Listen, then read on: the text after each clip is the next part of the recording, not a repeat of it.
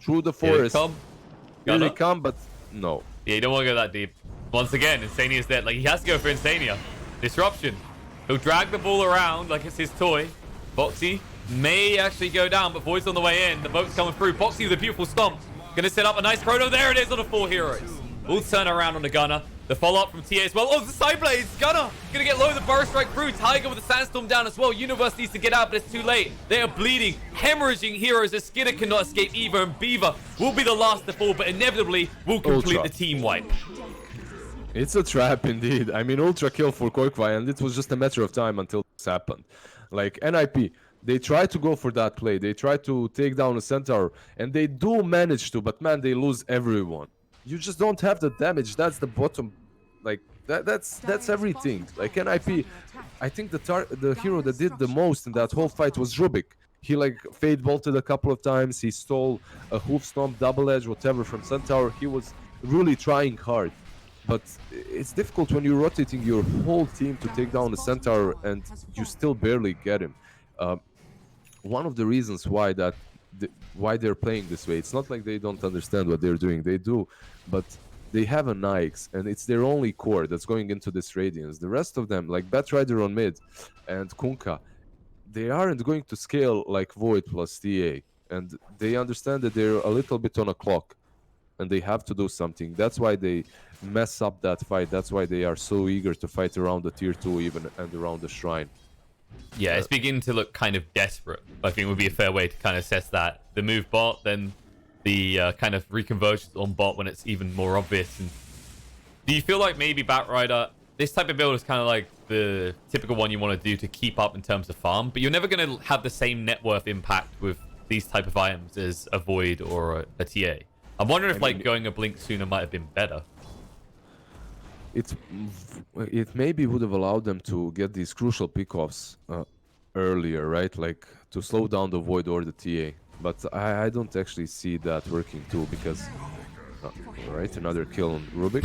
The problem with that build is you go for blink, you slow down a target, but inevitably like Void or TA are going to outfarm the hell out of you, and you won't be relevant at all later on. Yeah, you kind of slow yourself down as well. It's the same reason like Tide Hunters don't build blink daggers until maybe 3rd, 4th, sometimes even 5th item, because it's great, but Batrider is a similar hero in that it's a big cooldown on your pickoff spell, right? It's 100 seconds, 90 seconds, and what can you do with the blink dagger in that downtime?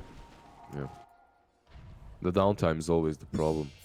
Very interesting from Liquid that they just rotated everyone top and they left the 2 bounties bottom to be picked up by Skitter. Now Boxy runs back, hey guys, we forgot something, you know, but already Nyx has taken those 2 bounties and they go straight into the pit because they got that one good rune, that little double damage rune that spawns in front of Rosh. Oh wait, a certain place is allowed to spawn now. Did you not see the secret update they made? It was 0.22Z, right? Because they knew it was going to be the final patch they do with this one, where they just made it so that DDs always spawn top, and giant death runes that instantly kill anyone who picks it up spawn bot now. Oh, right. I felt like I was making that too convincing, so I had to put something in there to remind people this is just me memeing about DDs. Otherwise, someone's be like, "What?" But no, but like I was actually thinking, all right, you know, like when you're saying this, I know you're joking, but I was thinking, all right, but I was trying to make sense out of the giant dead rune on the bottom lane, and you know what? It does make sense because you see so many teams just die on this bottom rune, you know, like teams make baits, like you see so many baits around runes right now in the tier 1 scene. At least you just wait around that rune when it spawns and then you get the pick off. Well, especially the supports, right? The supports as well, they'll sit there like they're trying to guard the rune for the carry, and that's how the fight starts.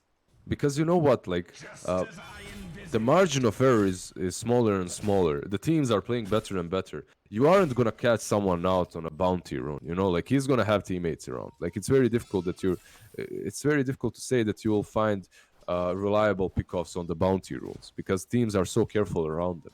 But around runes, they aren't still, you know, like you see this rune, you see they don't pick it up. They move past it. To pick it. Because he got Radiance and he dies for it. Yeah. He has Radiance. Because of that Radiance, he was going towards the illusion room. He wanted to have those 2 illusions running around with Radiance. And now Viva. Beaver is gonna fall too. They actually chrono for him. The stomp. I mean, they'll still get Rubik afterwards, but this is a bit of an awkward one. PPD's been blocked by the illusion they just created. Burrow strike across. So they might be able to clean him up as well. Jumping by Quickfire needs one more hit. And nice big wand. No bash from Mike. X, he needs to get out. Luckily for him, Universe used their This replacement. draft from NIP is just shattering right now. Batrider isn't contributing to his team, and Nikes had to wait so much to get that Radiance, and by the time he gets the Radiance, TA and Void can just shred through him, so not really the best position to be in. Gunner? Tiger knows where he is. There's a ward here for Gunner, but Tiger... Can he blink guess? Oh, there's the trap. He doesn't need to blink guess. He knows exactly where the target is. Firefly is trying to escape. He's the lasso, but this is a please don't kill me lasso if I've ever seen one. He is pretty fast though, and he's gonna try to escape, but So the time dilation flips him. yeah, he's just gone. That spell is so deceptive, right? It doesn't look like it has the radius that it does. But it does, yeah. It clips you. It clips you from so far away. Like, I agree with you completely. But yeah, I don't see many ways for NIP to come back into this game. It's going to be very difficult. Like, usually, if you're playing an Ix, you want to have another core that's able to dish out some sort of damage later on, right? But they truly don't. They just have this Lifestealer. And Skitter, I believe Skitter is the one of the first that started building like Radiant Solar Crest a few years ago, like 3 years ago. And he definitely understands this hero really well and plays him really well. So perhaps he can somehow carry them, but it's going to be very difficult for him to do it on his own because his second core is a bat. It's purely pick-off oriented hero, right? And split push. Split push, pick-off, that's it. And his offlaner is Universe with the Kunkka that went for Solar Crest Vlad's full utility. It's all on Skitter to dish out the damage needed. And what's gonna happen once they have MKB on Void and he chronos the Nikes? Like, you don't have any saves for him. Like, BKB, MKB, chrono, Nikes is dead. You can't save. And speaking of BKBs, Mike's got one coming out now. And this is the other big concern. When you are forced as a Lifestealer to start going for things like the Armlet and maybe a Desolator, there's that worry that you maybe get kited. And when the BKBs come online for Liquid, that's what's going to happen in conjunction with the Stampedes. Speaking of Skid Up, he's been found. That damage is gone. And actually, Tiger, look at him go. He says, I want El Capitan too. Let's move right in. The boat's coming through to try and protect PPD, but he knows he's done and dusted. Poison, sidesteps it. Quickfire has the blink though. One tap will do it. They'll still hunt for more, but won't find anything. Yeah, God, like, at least Gunnar steals one bounty rune on the top lane. But man, I haven't seen this guy with his team at all the whole game. Batrider is just not around. He's playing his own game. He's in his own 1 versus 9 game of Dotes. It's like he's sitting there going, that's not like they got Nyx. It's not like there's something that will counter me from being greedy on the split push. It's like, yeah, that's great, but your team is dying constantly. And we've already identified that Lifestealer is the one that should be farming. So you feel like maybe Batrider should be rotating with people to make kills. I believe this is the train of thought for him. Like, I'm a Batrider with travels. I'm going to take farm as aggressively as I can, and then I'll rotate in with travels when the fight starts. The problem for him is the enemy's team is like constructed in such a way that they blow you up so fast. By the time you use those travels and join the fight, there's no fight anymore. I believe if you're this Batrider, you should be the one starting them. And perhaps they will try that. They smoke up, they have this infest bomb now in the bed, but man, let's see if they can take down anyone. This Mike Void, if he isn't able to take out his BKB in time, perhaps... Oh, jump in. Boxy goes first, and the last who's out, they knew they had to get rid of Insania first. Time dilation by Mike to make sure he can get out. But Insania's still doing his job. In reality, he tanked the gank. Yeah, he tanked the gank. It's a position 5. You also saw Mike. He was thinking about chronoing them on that shrine. He was thinking about using his chrono, but there's no teammates around. TA isn't there. Shadow Demon is already dead. He's like, screw it. I'm just gonna escape. It's fine. We cut our losses. They use lasso, smoke, and an infest bomb just to get our position 5. We're good with that. Yeah, the reality is that was probably the best NIP was going to get, because you saw Liquid's positioning, right? Like, the move from Boxy as well kind of reveals what was going on. They kind of predicted that. It goes back to that point you make about runes, right? What can happen at a rune in the river is kind of unpredictable, but teams have gotten so good at kind of anticipating these moves. We usually talk about, you know, the desperate smoke out of the base, right? It's like, this is where you really need to find something. If you don't find anything at all, you're kind of out of the game. And while they're not at that extreme just yet, you can feel it starting to slip away from Ninjas in Pajamas. Yeah, I mean, they need to find a way to control the Shadow Demon and also take down Void at the same time, I think.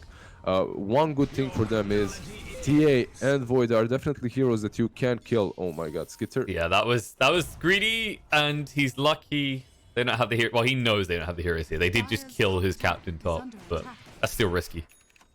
They could have went on him. At the same time, there's Gunnar just split pushing bottom lane, chilling. Stop. Oh, Boxy catches two. And the trap follow-up, stun through to make sure there's no rage. Opportunity skill, finally get it out. Damage being done. BKB even quicker. Beaver should be going down. Stampede to chase through. The stolen Stampede used to try and get Gunnar up the bashes. Lasso is going to drag the Void away from him, but the trap is there. Boxy follows up with a stun, and Gunnar finds himself dead and soon to be back in his found. I mean, they're just getting picked off anywhere. Like, you know you're in a bad spot when a Centaur can do what he just did there. He stunned them miles away from his teammates, and he's like, yeah, you guys have time. I'm gonna play with them a little bit, rough them up, and then you come up and follow up. So we killed Rubik, perhaps the Nikes too. Also, it's not an easy game for Nikes, by the way. There's Shadow Demon versus. Usually it's a hero that's considered to be pretty strong versus Nikes, since you have that purge to work with. True, and also any hero that builds Radiance is even more value for the Shadow Demon. For the illusions, definitely, yeah. Most likely, the disruption won't be used in that way, like it's usually just to save your teammates, right? Versus the bat, but at some point you could do that.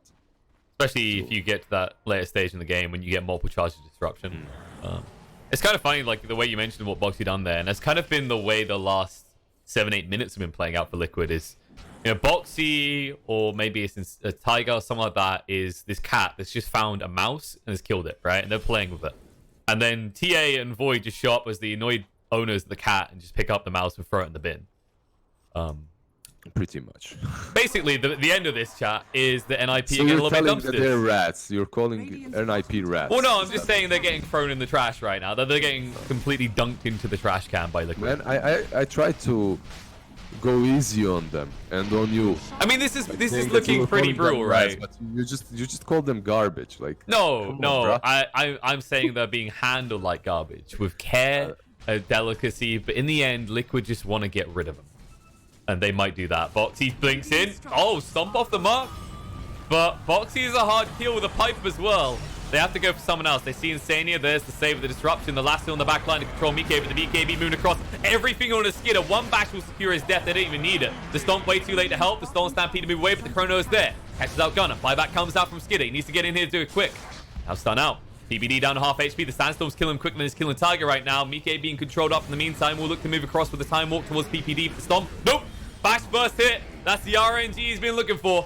Chase through Universe. 2 more hits would do it, but Quake can't get close enough. He does have the blink, but he wants Skidder. That's the bigger target. That's the dieback, and that could be their win condition. 90 seconds without the life stealer, and no way to change that. The mid is exposed as well, and that's why immediately Gunner moves there to push it out.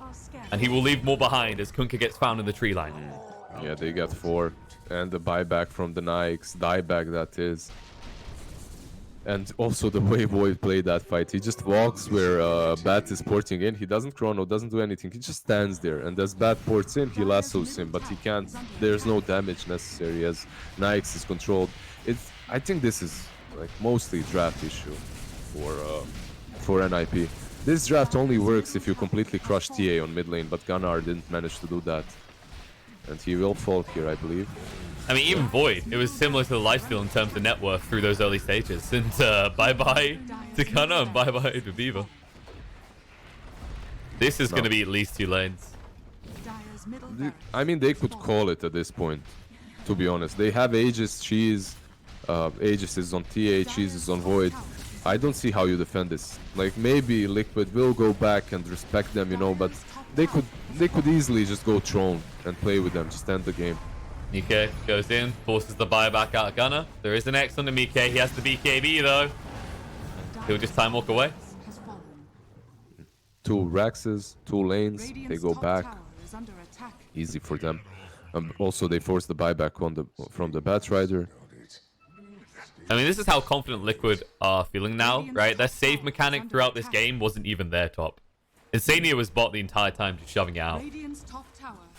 The thing is, they didn't want to go Throne because It's always possible that Batrider pulls one out of the fountain, you know? You make the game longer than necessary. You make the game harder for yourself. Jump in. They see Insania. The last hit him as well. They're trying to get him. He same himself with the disruption.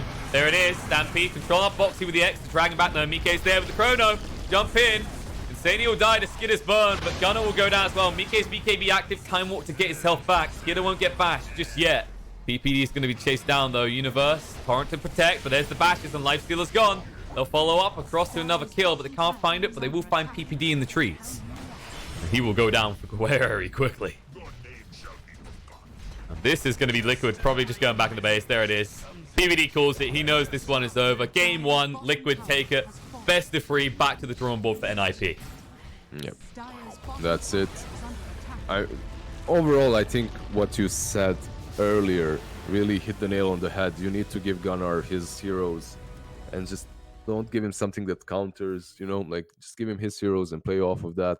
This wasn't really the best performance, not only by him, but by his own team.